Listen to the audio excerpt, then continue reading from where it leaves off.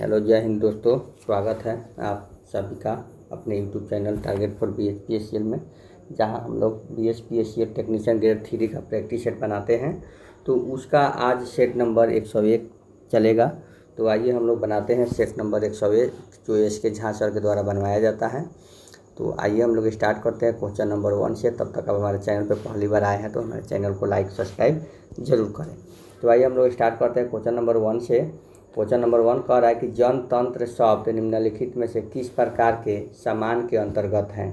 तो ये किस प्रकार के समान के अंतर्गत हैं, तो ये जो है संबंध तत्पुरुष समास के। नेकी कर दरिया में डाल लोकोक्ति का उपयुक्त अर्थ क्या है। नेकी कर दरिया में डाल, उपकार करके उपकार की बात को भूल जाना। परमाणिक शब्द के मूल शब्द और प्रत्यय का सही अलगाव क्या है।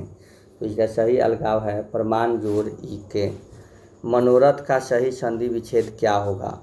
मनोरथ का सही संधि विच्छेद क्या होगा प्यारे साथियों। मनोरथ का संधि विच्छेद हो जाएगा मनः जोड़ रथ है।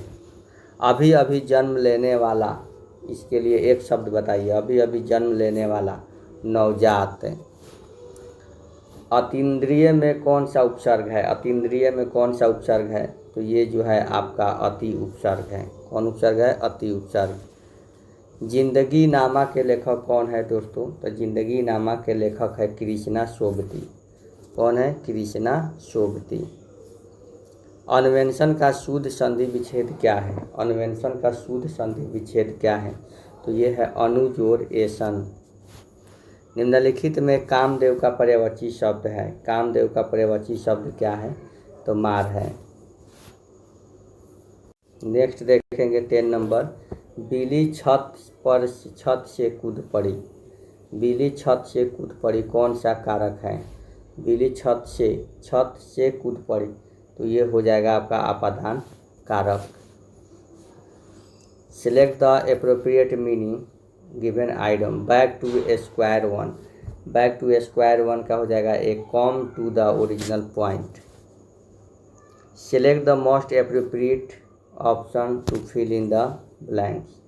Technology can be dash and people seem to be more attach to screen than ever, तो ये हो जाएगा आपका एडिटिव।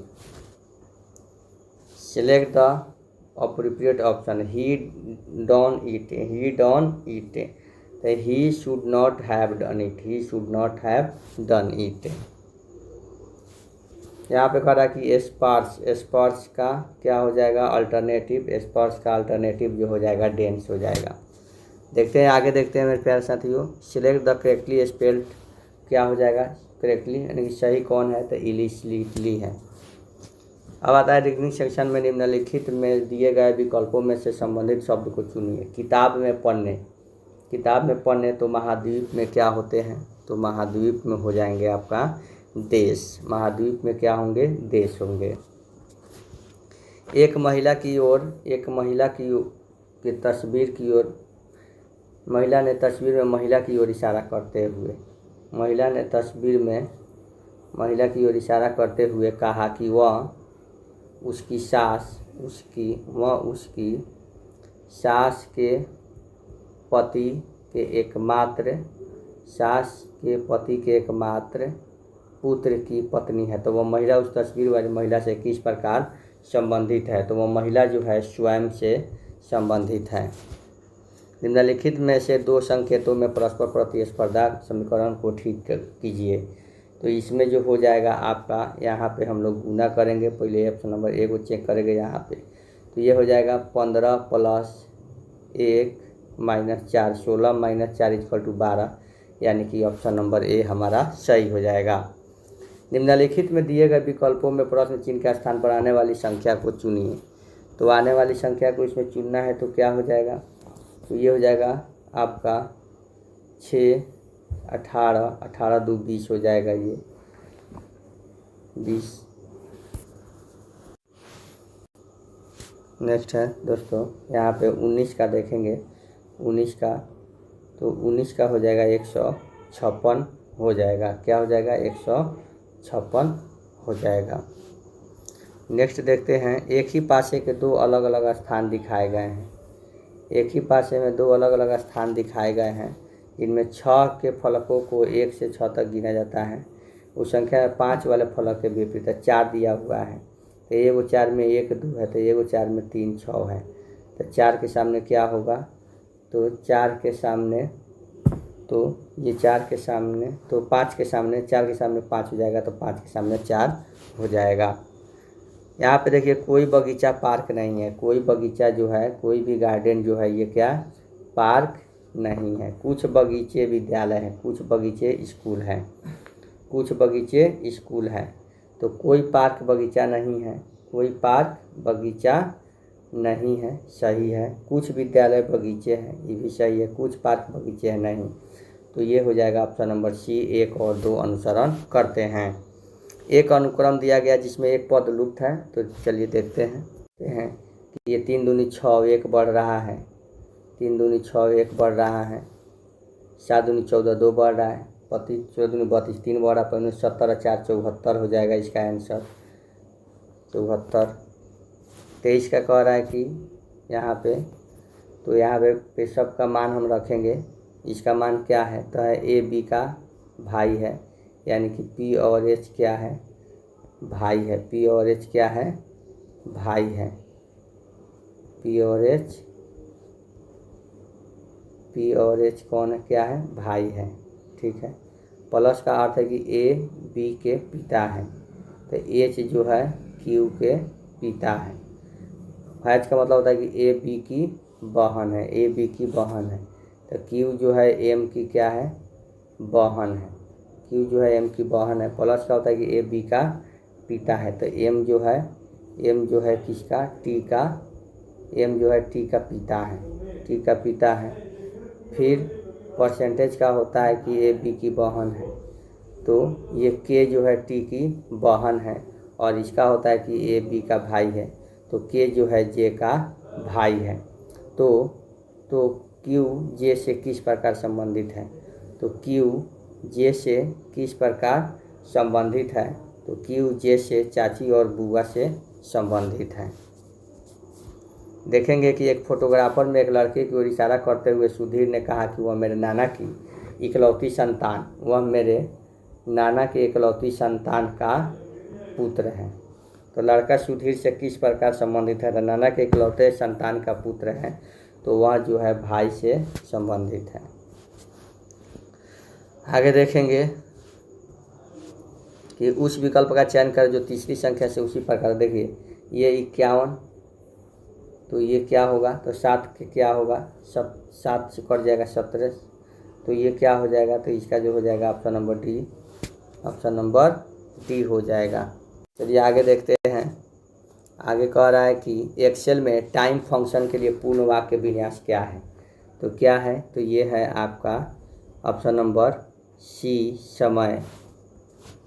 विंडोज फाइल सिस्टम के संबंध में निम्नलिखित में से कौन सा कथन गलत है, तो कौन सा कथन गलत है, तो ये है फाइल के नाम में संख्यात्मक वर्ण नहीं हो सकते।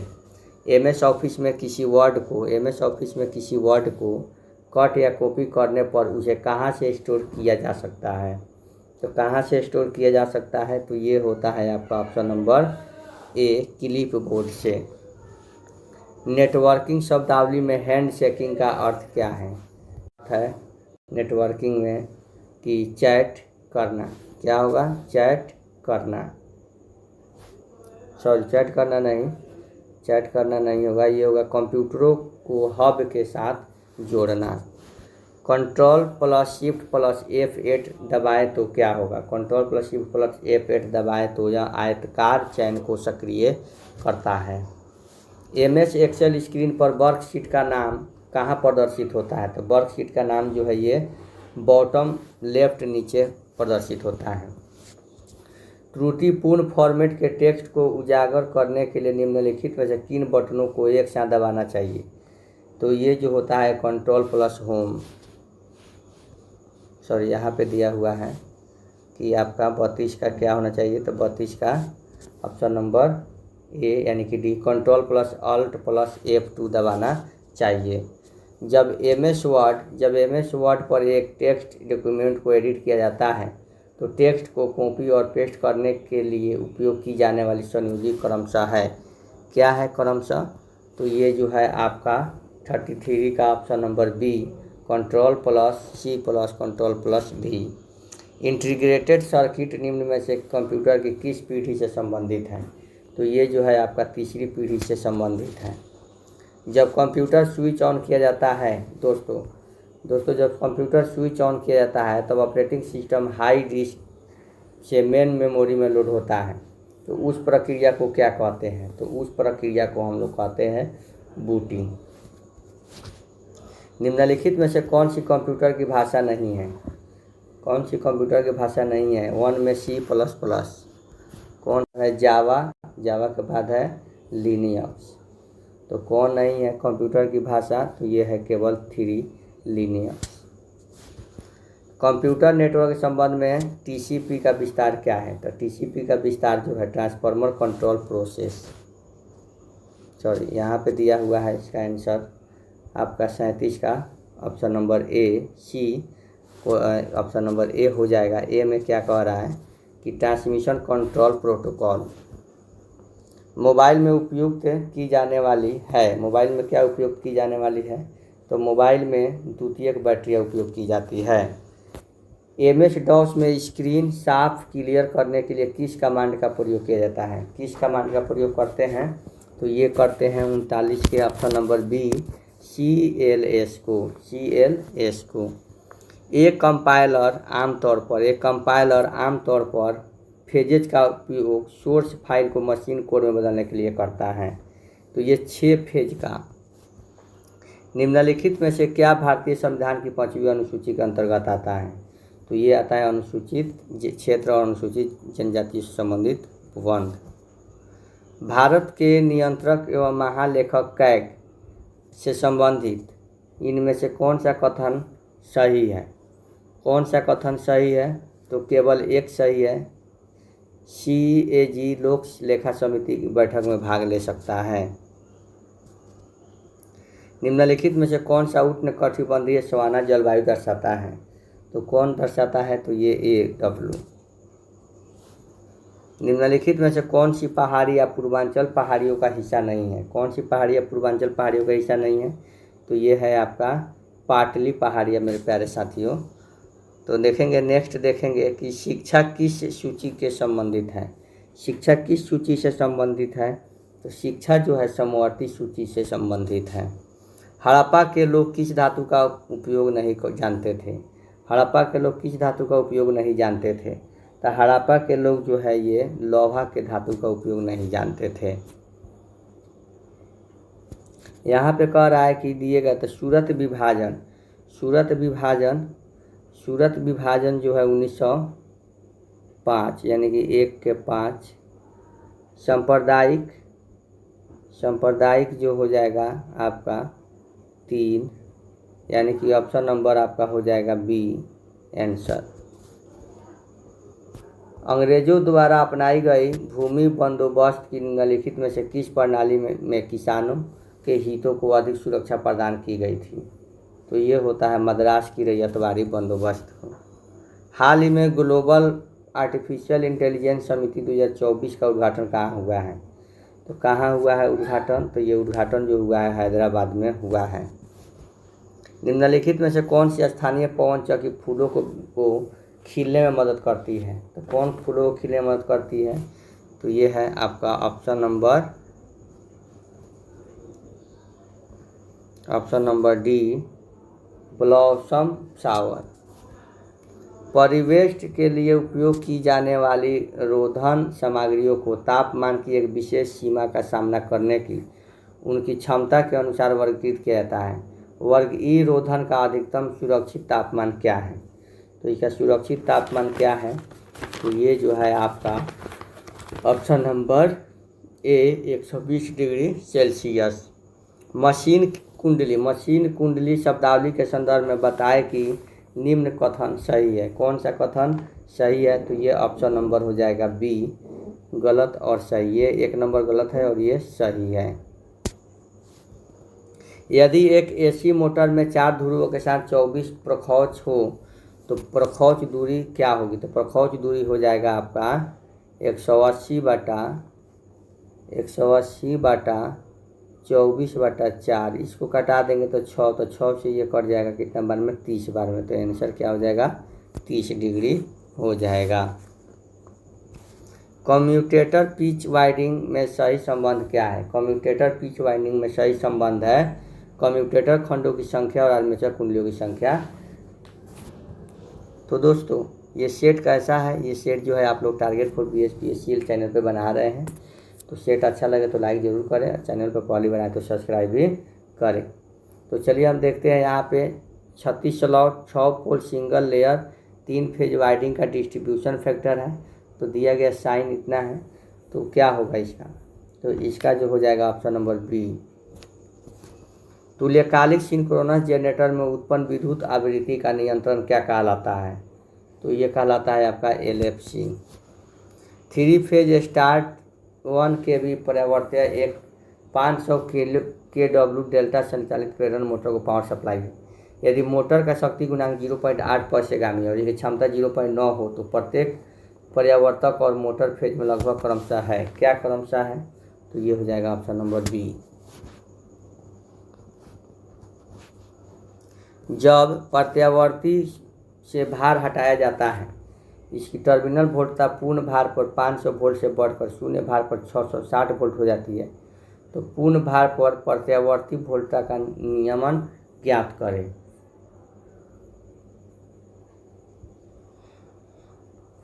तो क्या हो जाएगा? तो इसका हो जाएगा ऑप्शन नंबर सी 32%। रिले को ऊर्जा की आपूर्ति के लिए किससे प्रदान की जाती है? तो किससे प्रदान की जाती है? तो ऑप्शन नंबर ए करंट ट्रांसफार्मर और पोटेंशियल ट्रांसफार्मर से। परिपथ विच्छेदक का संक्षिप्त क्षमता क्या है? प्रसिद्ध विच्छेदक का संविदारण क्षमता क्या है? तो संविदारण क्षमता जो है ऑप्शन नंबर सी है। एक सर्किट ब्रेकर में शून्य धारा अर्क वोल्टेज तेजी से परम पर पहुंच जाता है और यह परम वोल्टेज आर्क के रूप में को बनाए रखने के लिए प्रयुक्त होता है। तो ये होता है ऑप्शन नंबर ए धारा प्रवाह को। किसी SF6 सर्किट ब्रेकर का क्रियाशील वोल्टेज क्या होता है? तो ये जो है क्रियाशील वोल्टेज होता है 36 kV से 760 kV के बीच। एक स्वचालित विद्युत इस्त्री के ताप नियामक घटक का नाम क्या है? तो ताप नियामक का घटक का नाम जो है ये थर्मोस्टेट है। माइक्रोवेव्स ओवन में विलोडक मोटर का क्या कार्य है? तो उसमें विलोडक मोटर का कार्य है विद्युत चुंबकीय ऊर्जा को परिक्रमित और परावर्तित करना। लैंप फ्रीक्वेंसी शब्द को किस रूप में परिभाषित किया जाता है? Lamp frequency. तो लैंप फ्रीक्वेंसी शब्द को जो है ऑप्शन नंबर डी उत्सर्जित कुल प्रकाशमान अभिवाह और कुल लैंप पावर इनपुट।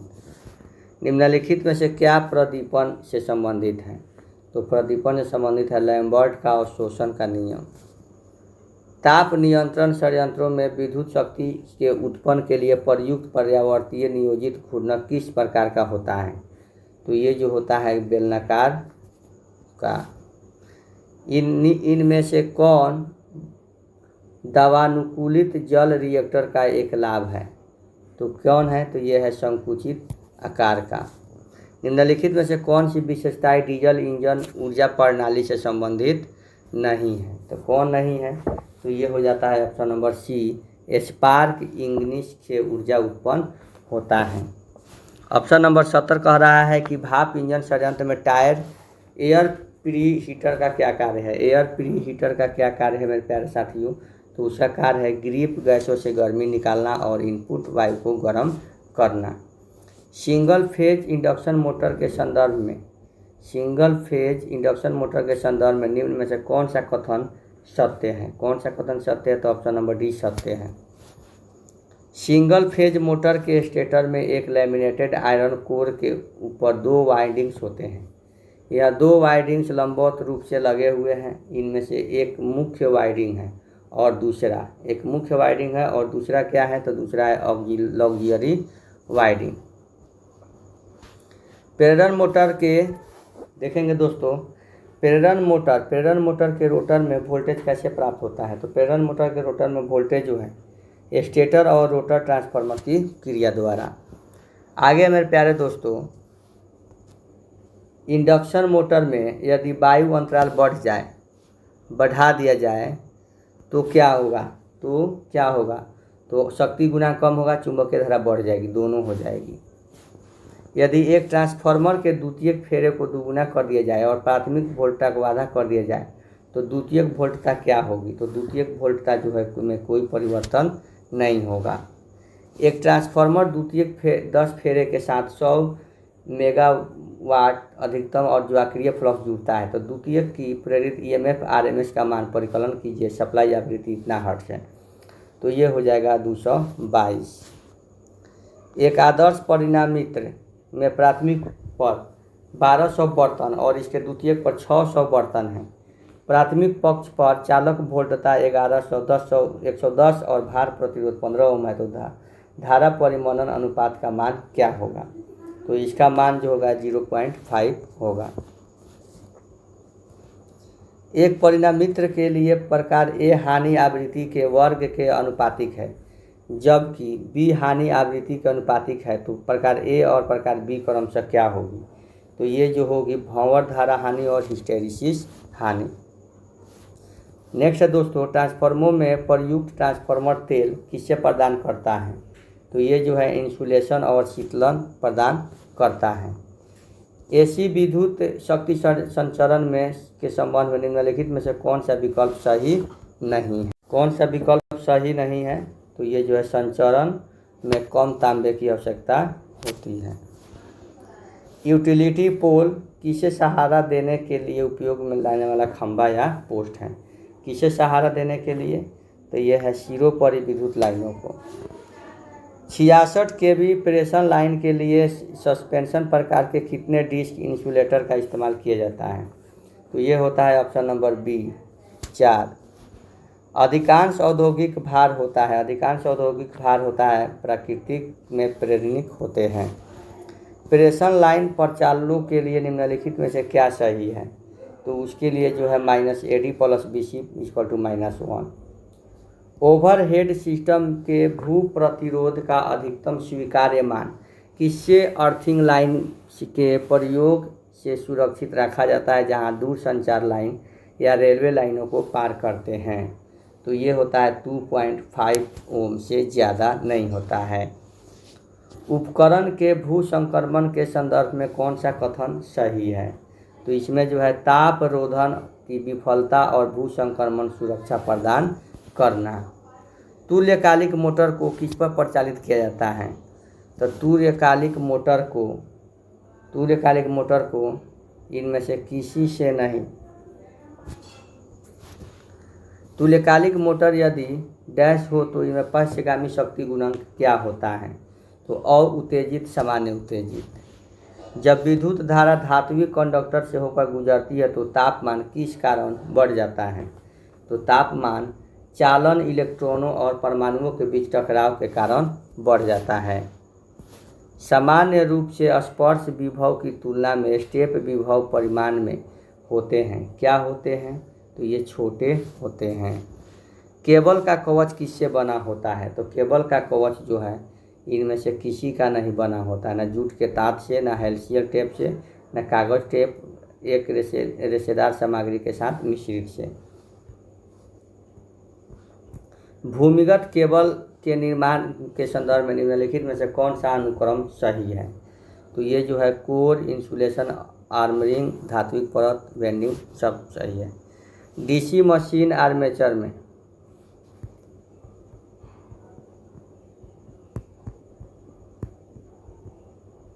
93 कह रहा है यहाँ पे कि डीसी मशीन के आर्मेचर प्रतिक्रियाओं के निम्नलिखित कथनों को पढ़िए। मुख्य अभिवाह में शुद्ध अभिचय को अनुप्रस्थ चुंबकन प्रभाव कहा जाता है। ये असत्य है। वायु अंतराल फेरीफेरी के साथ मुख्य क्षेत्र अभिप्रवाह के विरूपण को भी चुंबकन प्रभाव कहता है। ये भी जो है क्या है, असत्य, इसलिए ऑप्शन नंबर बी हो जाएगा।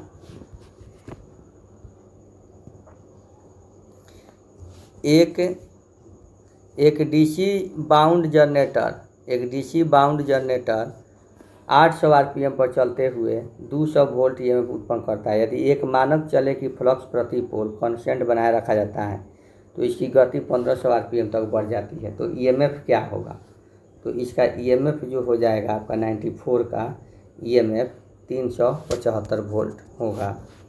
10 एचपी 250 वोल्ट विद्युत धारा मोटर का पूरे भार करंट लगभग क्या होगा? पूरे भार करंट जो हो जाएगा 30 एम्पीयर हो जाएगा।